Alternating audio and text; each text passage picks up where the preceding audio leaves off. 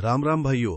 आज मेरे दोस्त रामू का ट्रैक्टर फंस गया है, तो चलो चलते हैं, निकालते हैं, देखते हैं निकलेगा या नहीं। तो चलो टोचन किंग को लेके चलते हैं और निकलते हैं।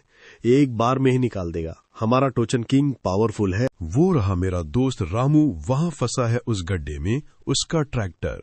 तो चलो मैं अपना टोचन किंग बैक करके टचिंग कर लेता हूँ। तू टचिंग जोड़ दिया है, अब निकलेगा या नहीं ये देखने के लिए नेक्स्ट पार्ट कमेंट करें और चैनल सब्सक्राइब करें। बेल को दबाना मत भूलना।